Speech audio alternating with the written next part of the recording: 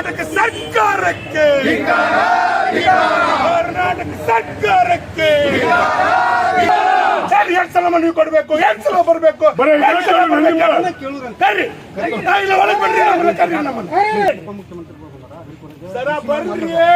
ಮುಖ್ಯಮಂತ್ರಿಗಳ ಬರ್ರಿ. Authentic news 19 में आपका स्वागत है। आइए देखते हैं आज की ನ್ಯೂಸ್। ಸರ್, ಇವತ್ತು ಇಡೀ ರಾಜ್ಯದಾದ್ಯಂತ 10 ಲಕ್ಷಕ್ಕಿಂತ ಹೆಚ್ಚು ಆಟೋ ರಿಕ್ಷಾ ಚಾಲಕರಿದ್ದೇವೆ. ಹಗಲು ರಾತ್ರಿ ದುಡಿದು ನಮ್ಮ ಹೆಂಡತಿ ಮಕ್ಕಳು ಸಾಕಿ, ನಮ್ಮ ತಾಯಿ ತಂದೆನ ಸಾಕಿ, ಮಕ್ಕಳಿಗೆ ಶಾಲೆ ಫೀಸ್ ಕಟ್ಟೋದು ಕೂಡ ಕನಿಷ್ಠ ಆಗಿದೆ. ನಮ್ಮದು ಮೊಟ್ಟ ಮೊದಲ ಬಾರಿಗೆ 2023ರಲ್ಲಿ ಸರ್ಕಾರ ಶಕ್ತಿ ಯೋಜನೆ ತಂದುಬಿಟ್ಟು ಇಡೀ ರಾಜ್ಯದಲ್ಲಿ ಇಡೀ ಆಟೋ ರಿಕ್ಷಾ ಚಾಲಕರ ಬೀದಿ ಪಾಲು ಮಾಡ್ತು. ಹಾಗಾಗಿ ನಾವು ಮತ್ತೆ ಅವ್ರಿಗೆ ಮನವಿ ಮಾಡಿ ಹೋರಾಟಗಳ ಮಾಡಿ ನಾವು ಮನವಿ ಕೊಟ್ಟರು ಕೂಡ ಯಾವುದೇ ರೀತಿ ಸ್ಪಂದನೆ ಇಲ್ಲ. ಈಗ ಹುಬ್ಬಳ್ಳಿ ಧಾರವಾಡದಲ್ಲಿ 25,000 ರಿಕ್ಷಾ ಚಾಲಕರಿದ್ದೀವಿ. ಉತ್ತರ ಕರ್ನಾಟಕದಂತ 2,75,000 ರಿಕ್ಷಾ ಚಾಲಕರಿದ್ದೀವಿ. ಎಲ್ಲ ಜಿಲ್ಲಾ ತಾಲೂಕು ಮಟ್ಟದಲ್ಲಿ ಹೋರಾಟ ನಡೀತಿದೆ.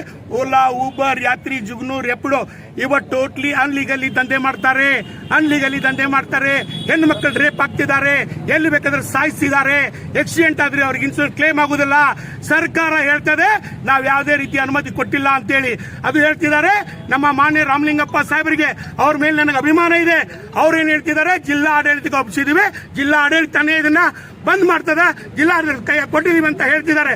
ಇವತ್ತು ನಾವು ಸಾಂಕೇತಿಕವಾಗಿ ಧಾರವಾಡದಲ್ಲಿ ಹೋರಾಟ ಮಾಡ್ಲಿಕ್ಕೆ ಬಂದಿದ್ದೇವೆ. ಈ ಹೋರಾಟಕ್ಕೆ ಏನು ಸ್ಪಂದನೆ ಸರ್ಕಾರ ಕೊಡದೇ ಇದ್ರೆ 2024ರಲ್ಲಿ ಇಡೀ ಉತ್ತರ ಕನ್ನಡ ಬಂದ್ ಕರೆ ಕೊಟ್ಟು ಸರ್ಕಾರಕ್ಕೆ ಬಿಸಿ ಮುಡಿಸಿ ಕೆಲಸ ಮಾಡಿದ್ದೇವೆ. ಮತ್ತೆ 26ಕ್ಕೆ ಹೊಸ ವರ್ಷಕ್ಕೆ ಹೊಸ ಕಾಲಿಟ್ಟು ಇಡೀ ಆಟೋ ರಿಕ್ಷಾ ಚಾಲಕರು ರಾಜ್ಯದಾದ್ಯಂತ ಬಂದ್ ಕರೆ ಹೋರಾಟ ಮಾಡ್ತೇವೆ.